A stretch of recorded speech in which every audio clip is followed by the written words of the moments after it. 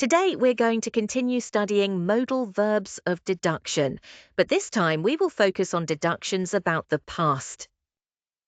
This grammar is very useful when we want to guess, imagine, or make logical conclusions about something that already happened.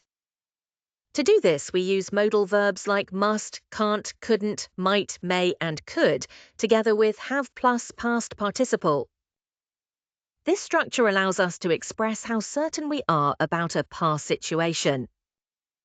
Let's begin with must have plus past participle. We use this when we are almost completely sure that something happened in the past. For example, the roads are wet. It must have rained last night. We didn't see the rain, but the evidence makes us feel very certain. Another example could be the ferry arrived late. There must have been a traffic jam near the harbour. Now let's look at can't have and couldn't have. We use these forms when we are almost completely sure that something did not happen. For example, she can't have taken the wrong train because she arrived on time, or he couldn't have travelled by bike, the distance was too far. These forms express strong impossibility in the past. Next we have might have, may have, and could have. These modal verbs express possibility in the past. We are not certain, but we think something is possible. For example, they may have missed the flight because of the traffic jam, or the tourists might have gone to the wrong gate. Another example could be, he could have travelled by ferry instead of by plane. All these examples show possible explanations. We can also use negative forms with possibility. For example, she might not have understood the timetable, or they may not have seen the signpost. These structures are useful when we are not sure why something happened.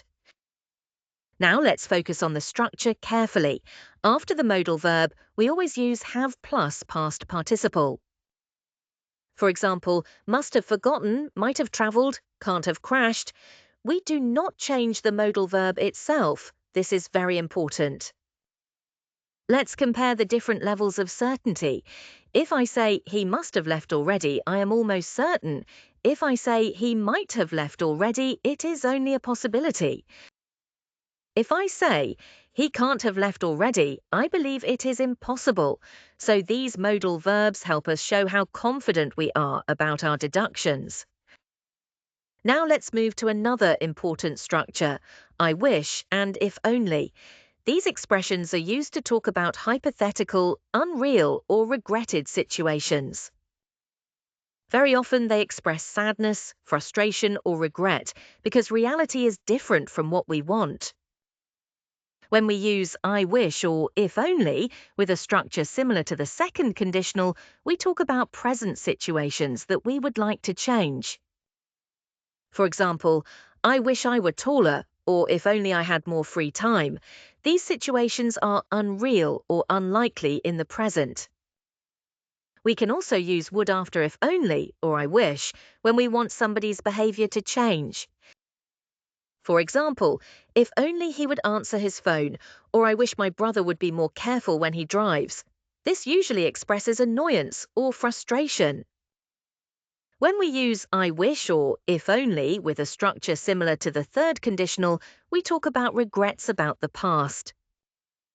For example, if only I had studied harder, or I wish I hadn't missed the ferry. These sentences express regret because the past cannot change. Let's connect this with travel and transport vocabulary. Imagine someone says, I missed my flight. You could respond, you must have arrived late at the airport.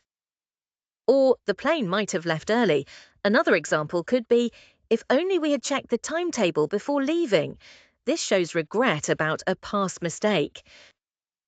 We can also combine these ideas naturally. For example, the cyclist could have taken another route. Or, the driver can't have seen the signpost because it was dark.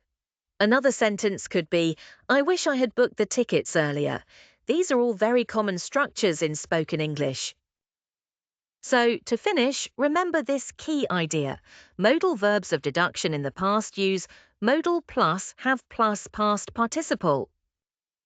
Use must have for strong certainty, can't have or couldn't have for strong impossibility, and might, may, could have for possibilities. And use I wish and if only to express unreal situations or regrets. These structures will help you speak more naturally and express emotions and opinions more clearly in English.